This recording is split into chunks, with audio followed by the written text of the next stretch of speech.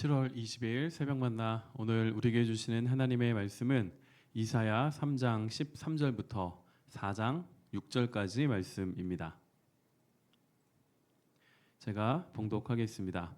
여호와께서 변론하러 일어나시며 백성들을 심판하려고 서시도다. 여호와께서 자기 백성의 장로들과 고관들을 심문하러 오시리니 포도원을 삼킨 자는 너희이며 가난한 자에게서 탈취한 물건이 너희의 집에 있도다. 어찌하여 너희가 내 백성을 짓밟으며 가난한 자의 얼굴에 맷돌질하느냐? 주 만군의 여호와 내가 말하였느니라 하시도다. 여호와께서 또 말씀하시되 시온의 딸들이 교만하여 느린 목 정을 통하는 눈으로 다니며 아기작거려 걸으며 발로는 쟁쟁한 소리를 낸다 하시도다. 그러므로 주께서 시온의 딸들의 정수리에 딱지가 생기게 하시며 여호와께서 그들의 하체가 드러나게 하시리라. 주께서 그날에 그들이 장식한 발목고리와 머리에 망사와 반달 장식과 귀고리와 팔목고리와 얼굴 가리개와 화관과 발목 사슬과 띠와 향압과 호신부와 반지와 코고리와 예복과 겉옷과 목도리와 손주머니와 손거울과 세마포 옷과 머리 수건과 너울을 제하시리니 그때에 썩은 냄새가 향기를 대신하고 노끈이 띠를 대신하고 대머리가 숱한 머리털을 대신하고 굵은 배옷이 화려한 옷을 대신하고 수치스러운 흔적이 아름다움을 대신할 것이며 너희의 장정은 칼에 너희의 용사는 전란에 망할 것이며 그 성문은 슬퍼하며 곡할 것이요 시온은 황폐하여 땅에 앉으리라. 그날에 7 여자가 한 남자를 붙잡고 말하기를 우리가 우리 떡을 먹으며 우리 옷을 입으리니 다만 당신의 이름으로 우리를 부르게 하여 우리가 수치를 면하게 하라 하리라. 그날에 여호와의 싹이 아름답고 영화로울 것이요 그 땅의 소사는 이스라엘의 피난한 자를 위하여 영화롭고 아름다울 것이며 시온에 남아 있는 자 예루살렘에 머물러 있는 자 곧 예루살렘 안에 생존한 자 중 기록된 모든 사람은 거룩하다 칭함을 얻으리니 이는 주께서 심판하는 영과 소멸하는 영으로 시온의 딸들의 더러움을 씻기시며 예루살렘의 피를 그 중에서 청결하게 하실 때가 됨이라. 여호와께서 거하시는 온 시온산과 모든 지폐 위에 낮이면 구름과 연기, 밤이면 화염의 빛을 만드시고 그 모든 영광 위에 덮개를 두시며 또 초막이 있어서 낮에는 더위를 피하는 그늘을 지으며 또 풍우를 피하여 숨는 곳이 되리라.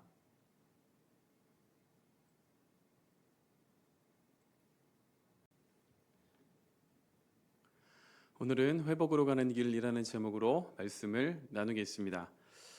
우리의 건강에 이상이 왔을 때 회복의 시작은 내가 아프구나 라는 것을 인정하는 것에서 시작이 됩니다. 자, 이것을 인정하지 않으면 나는 괜찮다 여기게 되고 병원을 찾든지 약을 먹는 다른 조치를 취하지 않게 됩니다. 내가 아프다는 것을 인정한 사람이 병원에 가서 의사를 만나고 어떤 의사의 진단과 처방을 따르게 되어 있습니다. 우리의 영적인 건강, 우리의 믿음은 어떨까요? 저는 비슷하다고 생각을 합니다.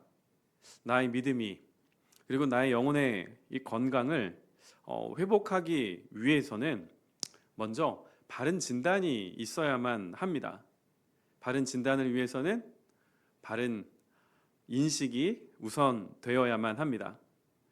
오늘 우리가 읽은 본문에 등장하고 있는 이 유다의 모습은 안타깝게도 자신에 대한 올바른 인식이 없었습니다. 그 결과는 이사야를 통해 심판의 메시지를 받는 것이었습니다. 본문은 BC 733년 시리아와 에브라임의 전쟁을 배경으로 합니다. 이사야는 유다를 향하여 심판의 메시지를 선포하는데요. 그럼에도 불구하고 유다는 자신들은 괜찮다 여겼습니다.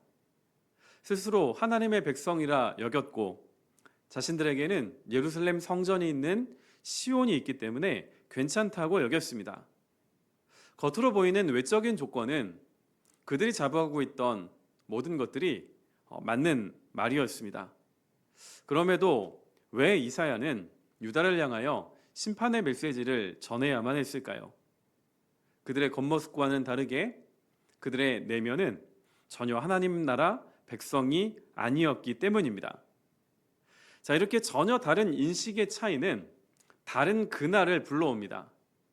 오늘 묵상 본문 4장 1절과 2절에 보시면 그날이라는 말로 시작을 하지요. 자, 1절도 그날에로 시작을 하고 2절도 그날에로 시작을 합니다. 자, 우리가 보기에는 똑같은 그날이지만 그 그날은 너무나 대조적입니다. 1절의 그날은 심판의 날이고 2절의 그날은 구원의 날이기 때문에 그렇습니다. 자, 이 일이 언제 일어나냐면 여호와께서 임하시면 일어납니다. 그러면 무엇이 이렇게 전혀 다른 결과를 불러올까요? 무엇이 문제인가에 대한 올바른 인식입니다. 하나님께서 유다를 심판하신 이유는 분명합니다. 유다가 겉으로는 하나님의 백성으로 불렸지만 그들의 삶 속에는 하나님 나라 백성다운 삶의 모습인 정의와 공의가 없었기 때문입니다. 3장 14절과 15절에 보시면 스스로 하나님의 백성이라고 자부하던 유다의 현실이 등장을 합니다. 법을 세우고 가르쳐야 할 지도자였던 고관과 장로들은 가난한 자들에게서 물건을 탈취합니다. 15절은 이들의 이와 같은 모습을 가난한 자의 얼굴에 맷돌질을 했다 이렇게 말씀을 합니다. 그렇다면 이들이 왜 이런 행동을 보였을까요? 말로는 하나님을 믿노라 말했지만 그들의 마음속에는 하나님을 경외하는 마음, 하나님이 살아계셔서 나의 모든 것을 다스리신다라는 마음이 없었습니다. 아마도 그들에게 있어서 하나님은 종이호랑이 혹은 자신들이 원할 때에만, 자신들이 부를 때에만 오셔서 그 소원을 들어주는 분으로 여겼을 것입니다. 유다의 이와 같은 생각과는 다르게 하나님은 살아계셔서 모든 것을 당신의 뜻대로 다스리십니다. 13절과 14절에 보시면 여호와 하나님께서 살아계시다라는 이런 표현이 반복됩니다. 일어나시며 서시도다 오시리니 하나님이 움직이신다는 거죠. 하나님이 왜 이렇게 움직이실까요? 정의와 공의를 저버린 유다를 심판하시기 위함입니다. 심판의 대상으로 전락한 유다의 문제는 비단 장로와 고관들에게만 해당되지 않습니다. 16절부터 24절까지의 말씀은 시온의 딸들에 대한 고발인데요. 이들은 교만과 사치에 눈이 멀었습니다. 자, 16절에 보시면 여호와께서 또 말씀하시되 시온의 딸들아 교만하여 느린 목 정을 통하는 눈으로 다니며 아기작거려 걸으며 발로는 쟁쟁한 소리를 낸다 하시도다. 자, 이 16절 말씀은 시온의 딸들이 갖고 있었던 교만함과 또한 그들의 행동에서 나타나는 그들의 악한 모습을 확인할 수가 있습니다.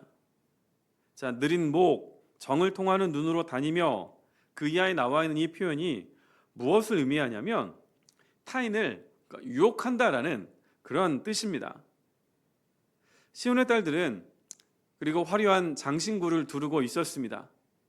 하나님은 그들이 소유하고 자랑하던 모든 장신구들을 제하신다라고 23절에서 말씀을 합니다. 왜냐하면 이제 멸망하여 포로가 될 유다의 딸들에게 장신구는 더 이상 필요 없기 때문에 그렇습니다. 하나님의 심판을 받은 유다는 아마 그들의 입장에서 이렇게 생각했을 것입니다. 우리가 무엇을 잘못했기 때문에 이와 같은 심판을 받아야 합니까? 반문했을 것입니다. 그러나 하나님은 유다의 죄로 인하여 심판하신 것입니다. 17절입니다. 그러므로 주께서 시온의 딸들의 정수리에 딱지가 생기게 하시며 여호와께서 그들의 하체가 드러나게 하시리라. 자, 딱지가 생기게 한다라는 말은 하나님께서 원하셨던 정의와 공의가 없는 곳에 하나님께서 심판하심으로 상처가 생길 것이다, 이런 뜻입니다. 이와 같은 하나님의 말씀은 더 구체적인 심판의 결과로 이어집니다. 25절과 26절입니다. 너희의 장정은 칼에, 너희의 용사는 전란에 망할 것이며 그 성문은 슬퍼하며 곡할 것이요 시온은 황폐하여 땅에 앉으리라. 자, 유다는 시온이 그들에게 있기 때문에 자신들은 괜찮다 여겼습니다.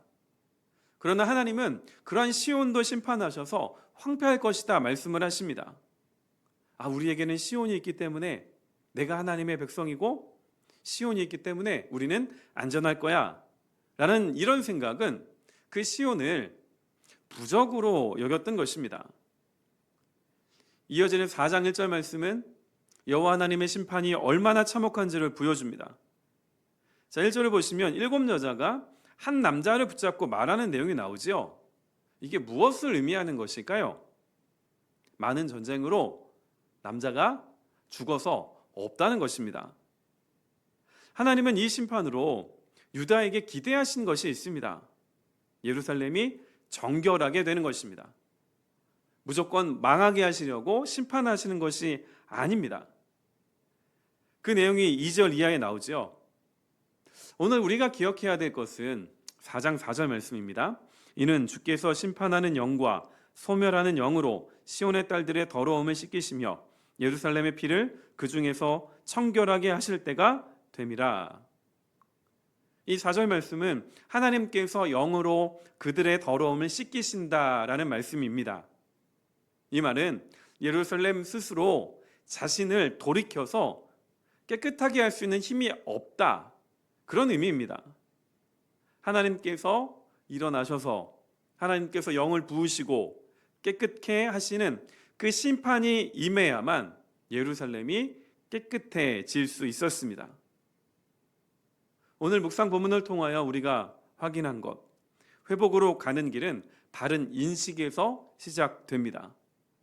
무엇이 문제인가?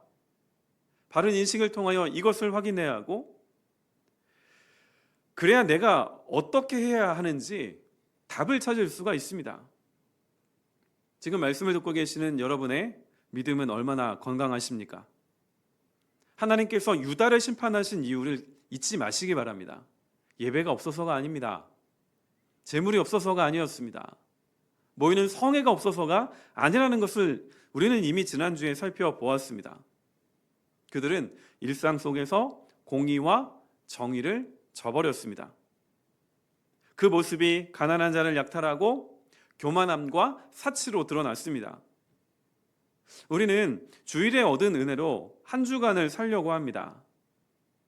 그런데 하나님은 우리에게 큰 거 한 방을 주시려고 하는 그런 분이 아니십니다. 또한 하나님께서 우리에게 큰 거 한 방을 기대하시지도 않습니다. 주일에만 반짝 하나님 앞에 나와서 얼굴을 비치는, 하나님 앞에 믿음을 고백하고 하나님 앞에 나의 믿음대로 살아가려고 하는 모습을 보이는 것이 아니라 일상 속에서 하나님을 인식하며 하나님의 말씀이 내 삶에 이루어지기를 힘쓰는 그 모습을 하나님께서 우리에게 기대하고 계십니다. 그와 같은 모습이 바로 공의와 정의를 이 땅 가운데서 세워나가는 것입니다. 그리고 이와 같은 일이 나의 힘으로는 되지 않는다는 것을 잊지 마시기 바랍니다. 우리는 우리 스스로 하나님께 돌이킬 수 없는 존재입니다. 그래서 하나님의 은혜가 필요합니다. 예배 시간에만 우리에게 은혜가 필요한 것이 아니라 우리는 모든 순간에 은혜가 필요합니다. 가정에서도 필요하고 직장에서도 필요하고 누구를 만나든지 하나님의 은혜가 없이는 우리가 살아갈 수가 없습니다. 그 은혜로 말미암아 하나님께서 원하시는 그 공의와 정의를 이 땅 가운데 세워나가는 복된 하루가 되시기를 주님의 이름으로 축원드립니다. 기도하겠습니다. 아버지 하나님, 감사합니다. 하나님의 은혜로 오늘도 새날을 맞이하였습니다. 이 하루를 시작하면서 하나님의 말씀을 듣게 하시고 말씀을 통하여 나의 심령 가운데 주시는 하나님의 뜻이 무엇인지를 분별하게 하여 주시니 감사합니다. 오늘 하루 하나님이 나에게 주신 그 말씀을 붙잡고 살아갈 수 있도록 우리에게 은혜를 허락하여 주시기를 원합니다. 나의 결단과 나의 힘과 나의 의지로 하나님을 믿으며 따라가는 것이 아니라 오직 하나님께서 부어주시는 그 놀라운 은혜와 사랑으로 오늘 하루 하나님 나라 백성으로 살아갈 수 있게 하여 주시옵소서. 하나님께서 우리에게 가장 원하시는 것은 일상 속에서 하나님과 동행하고 하나님의 뜻을 나타내는 것입니다. 오늘 하루 우리 모든 성도들이 거하는 삶의 처소가 하나님께서 가장 관심을 두고 계시는 공의와 정의를 세워나가는 복된 인생의 발걸음 되게 하여 주옵소서. 예수님의 이름으로 기도드립니다. 아멘.